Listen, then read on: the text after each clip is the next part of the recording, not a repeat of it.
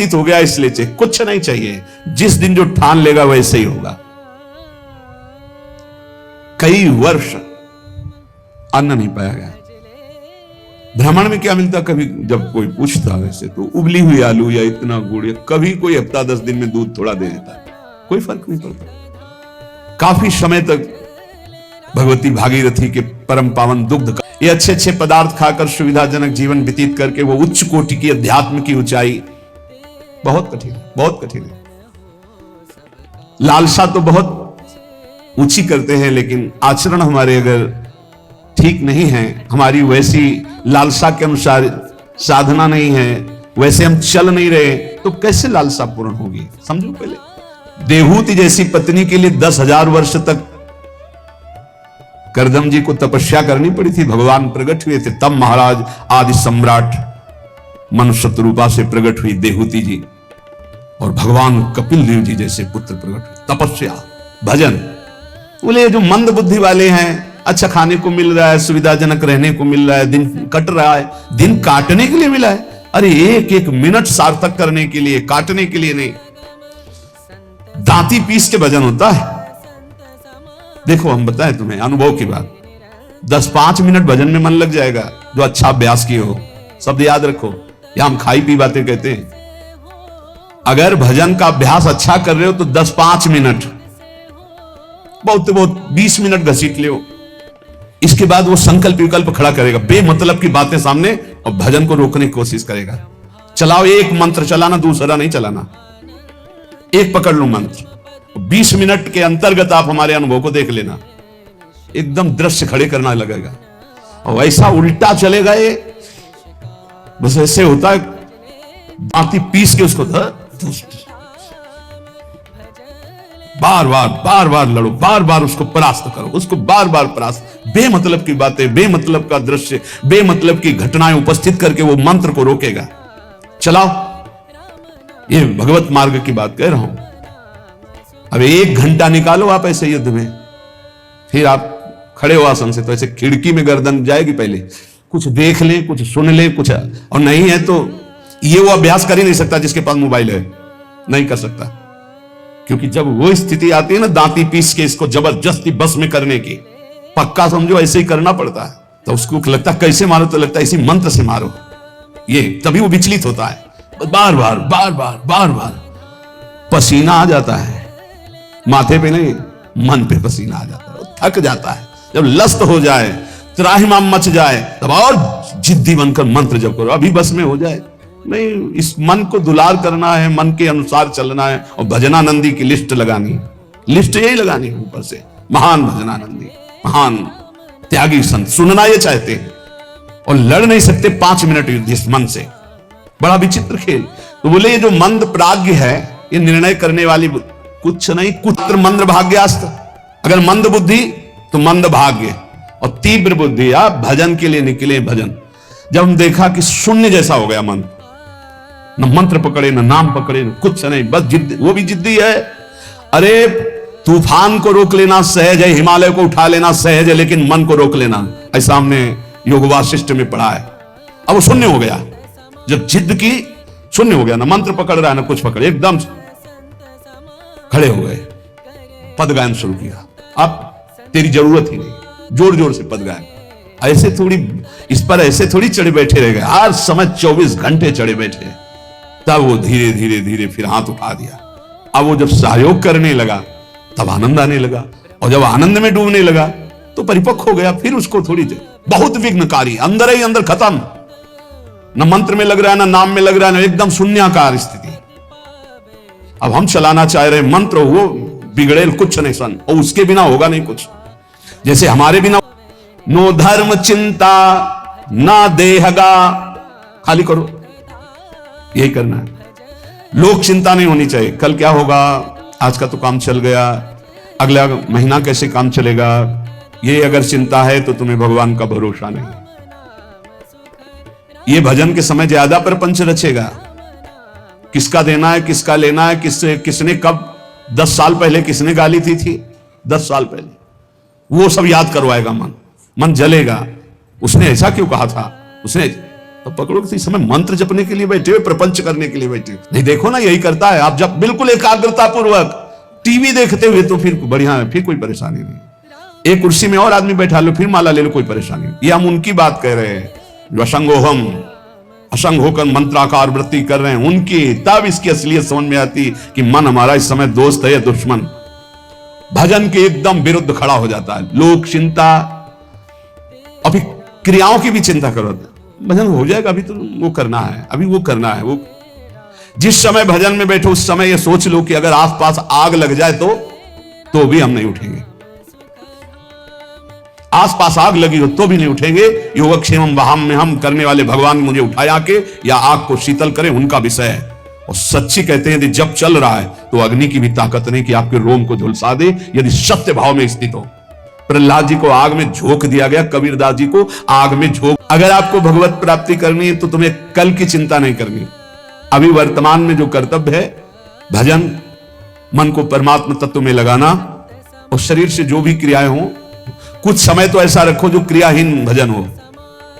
शांत, हम तो कहते हैं माला भी मत लो उस समय, ईमानदारी वाला भजन कह रहे हैं।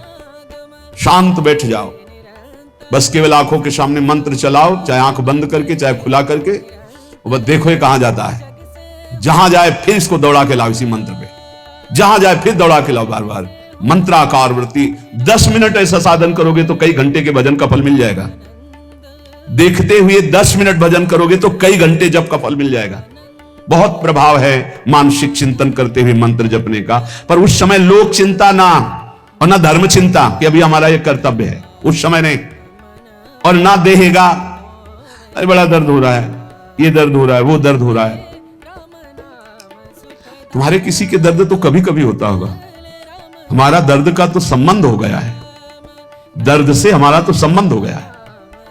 जैसे तुम्हारा स्वाभाविक कभी बुखार आदि आवे तो आप सच्ची मानो ऐसी स्थिति में भी गुरु कृपा से, गुरु प्रसाद से जो बैठने की, जो टहलने की, जो चिंतन की दिनचर्या, उस पर कोई फर्क नहीं। वैसे ही देह की भी चिंता नहीं करनी, धर्म की भी चिंता नहीं करनी, लोक की, जीवन की भी चिंता नहीं करनी। कूद पड़ो, इस मार्ग में कूद पड़ो, खजाना ही खजाना हाथ में आ जाएगा। श्रीपाद कहते हैं जब कोई ऐसे भजन करता है तब उसके अंदर भावना श्यामा श्याम की जागृत होती है। तब भावोत्सवेन भजताम रसकाम धेनु। संत वाणी, महापुरुषों का प्रत्येक वचन भगवत प्राप्ति के लिए बहुत अमृतमय सहायक है। कह रहे हैं अंधी करोमि भुवनम बधरी करोमि धीरम सचेतनम चेतनताम नयामि कृत्यम न पश्यति नयेन हितम शृणोति धीमान धीतमति न प्रतिसंदधाति। जो व्यक्ति बात बात पे क्रोध करता रहता है वो अपने भजन को छीण कर देता है, उसका भजन फलदायी नहीं हो पाता। अंधी करोमि, वो अंधा हो जाता है और ऐसे बात बोल देता है, ऐसी क्रिया कर देता है, ऐसी चेष्टा करता है, ऐसा संकल्प बना लेता है, उसका भजन छीण हो जाता है। क्रोधी पुरुष का भजन छीण हो जाता है। वो भगवत प्राप्ति का क्रोध रूपी शैतान से बचे। ये आ गया तो ना गुरुजनों की बात सुनेगा, ना देखेगा, ना समझेगा, जड़ जैसा हो जाएगा और बहुत गंदी गंदी बातें बोलने लगे, गाली गलौज, अपराध प्रवृत्ति, हिंसा आदि। जो उपासक भगवत प्राप्ति करना चाहता है इस क्रोध से बचे। क्रोध बहुत ही हानिकारक है। ये बहुत अच्छा रहेगा, बहुत पक्के हो जाओगे। जब घर से निकले तो जन्मभूमि से थोड़ा ही निकले थे कि मन ने डरवा दिया, भोजन कहां करोगे, कौन देगा भोजन। ये तो अभी तो शुरुआत ही हुई, किसने हमारा साथ ही देना बंद कर दिया, बिल्कुल घबराहट पैदा कर दी। कहां रहोगे, कौन तुम्हारा पालन पोषण करेगा, कौन तुम्हारी रक्षा करेगा। इतने प्रश्न उठा दिए पर कदम नहीं रुका, खड़े नहीं हुए, भागे। कहीं कोई जग न जाए, कहीं कोई देख न ले, तो भागते गए और उत्तर देते गए मन को, प्रभु जहां जैसे रखेंगे वैसे रहूंगा, प्रभु भूखे रखेंगे तो भूखा रहूंगा, प्रभु अगर पिटवाएंगे तो पिट लूंगा, प्रभु मरवा डालेंगे तो मर जाऊंगा, कदम पीछे नहीं लौटाऊंगा। पता नहीं पूर्व का कुछ होगा ऐसा। वही शब्द पूरे जीवन भर उत्तर देता रहा इस मन को। जब इसने पछाड़ मारने की कोशिश की ता उसको वही उत्तर नहीं, तो कदम आगे बढ़ते चले गए। महासहानि दुखानि सुखान्युन्मादकानि वा। कृपा ये हुई कि जब घर दिखाई दिया कि आ गया तो गाड़ी बिगड़ गई, तो कोई परेशानी नहीं हुई, अपनी अटैची उतारी, अपने घर आ गए। ऐसे महासुखानी, पक्का विश्वास करो, यदि आप पहले से तैयार रहोगे दुखों से लड़ने के लिए, तो आप कभी प्रश्न नहीं करोगे कि हमारे साथ भगवान ऐसा क्यों कर रहे हैं। और अगर ये प्रश्न आ गया कि हमारे साथ प्रभु ऐसा क्यों कर रहे हैं, तो ना आप शरणागत हो और ना आप भगत हो। ये प्रश्न भक्त के हृदय में नहीं होते, बहुत बार सुन चुके हो। ये प्रश्न नहीं होते कि आपने दुख क्यों दिया, आज तक किसी भक्त के मुख से ऐसा नहीं निकला, आपने ऐसा क्यों किया, ये प्रश्न नहीं निकला। ये प्रश्न निकलता है जिसकी शरणागति पुष्ट नहीं होती, जिसका आत्मसमर्पण नहीं होता। तो हम पहले से महापुरुष जनों के वाक्यों से पुष्ट करते हैं, यदि आपको अभी शरीर स्वस्थ है तो खूब भजन कर लो, आगे दुख आने वाला है। लिख लो अपने लोगों की क्या भजन साधना है, जो रात दिन दिव्य भजन करते रहे, उनके जाते जाते शरीर में पूज्य पाद उड़िया बाबा जो 18 घंटे पद्मासन, 18 घंटे एक आसन में बैठे, उन महापुरुष के गुदाद्वार में ऐसा चटक गया था। वो जो भी नाम हमें तो याद नहीं है, ये इन नामों में नहीं है जो अभी लिए जाते हैं, गुदा रोग से संबंधित, जो बड़ा पीड़ा देने वाला रोग होता है, पर वो होता इन्हीं गुदाद्वार के अंतर्गत, बहुत पीड़ा। पर वो ऐसी स्थिति में भी पद्मासन में अपने आसन में बैठते थे, कोई औषधि प्रयोग नहीं। बोले इसका तो केवल ऑपरेशन होता है, बोले कोई जरूरत नहीं, कई महीने तक पीड़ा देता रहा, फिर गायब हो गया। क्यों? क्योंकि उतना ही प्रारब्ध है, वो जहां अपना कष्ट भुगवा दिया खत्म हो जाएगा, बिना औषधि के खत्म हो जाएगा। हिम्मत रखना, बड़े बड़े महापुरुषों के शरीरों में कष्ट आया है तो पहले से तैयारी कर लो। भला हम कष्ट की तैयारी क्यों कर ले? क्योंकि हमें सुख भोगना है। देखो जन्मभूमि से 5-7 कोस गंगा जी, नंगे पैर से जाया जाता था गंगा स्नान करने। छोटे छोटे बच्चे थे, साहब नंगे पैर चलाया जाता, क्योंकि गंगा स्नान करने जाए, बड़ा भाव रहता है, पवित्र भाव, जाग साष्टांग दंडवत। तो ये गर्मी सहते हुए न बनेगा। जानबूझ करके जो कष्ट सहा जाता है, उससे जो जानबूझकर पाप किए गए वो भस्म हो जाते हैं। तो हम पहले से महासहानि दुखानि, भक्ति मार्ग में चलने के लिए पहले से कमर कस लें। हमारा अपमान होगा, हमारे शरीर में असाध्य रोग हो सकता है, हमें कोई भारी संकट विपत्ति घेर सकती है। क्यों? क्या भक्ति मार्ग वाले को ही मिलता है? नहीं, भोगना तो सबको पड़ता है, पर भक्ति मार्ग वाले को तैयारी इसलिए करनी कोई लड़खड़ा के रुक न जाए, उसको इस क्षेत्र को क्रॉस ही करना है। इतना सबको क्रॉस करना पड़ता है। जैसे आगे की यात्रा बड़ी सुखद है, पर 1 किलोमीटर बहुत कष्टप्रद है, तो आप पहले तैयारी कर लीजिए, जल पी करके खा पी के तैयार कर कि अब हमको 1 किलोमीटर कष्ट में व्यतीत करते हुए दौड़ना है, ऐसे जाना होता है इस मार्ग में। तो खा पी के शास्त्रों का स्वाध्याय करके, सत्संग सुन करके, संतों के चरित्र सुनकर हम परिपक्व होते कि ऐसी भीषण कष्ट की अवस्था में भी मुझे भजन करना है। और भाग पड़ो, रुको मत। देखो अगर इस मार्ग में तुम्हें जीतना है तो एक जिद्दी स्वभाव बनाना होगा। ये हमारे अनुभव की बात है।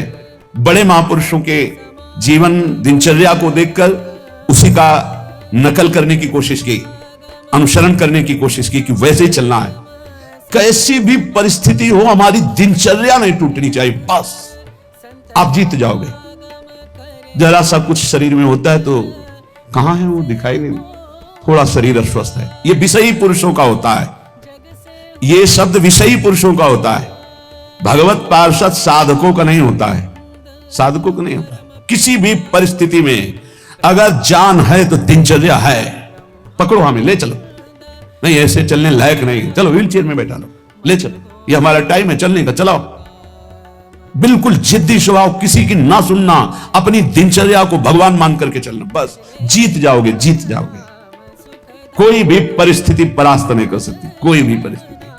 खड़े होते वही खड़े होंगे, जिस टाइम खड़े होते उसी टाइम खड़े होंगे, जिस टाइम बैठना उसी टाइम बैठेंगे, जिस टाइम लेटना उसी टाइम लेटेंगे। हर काम घड़ी से होता है, 1 मिनट का अंतर कभी नहीं। तो ऐसे नहीं, लड़ना सीखो, हारना नहीं। बड़ी भीषण गर्मी है, पहली बार सृष्टि में गर्मी पड़ रही है। ये गर्मी कटती थी काशी के घाटों में, जहां नीचे पत्थरों से लपट उठती थी। पीने के लिए बिस्लरी नहीं, गंगाजल, जो ऊपरी तह में गंगाजल खौलता हुआ ऐसा गर्म दिखाई दे।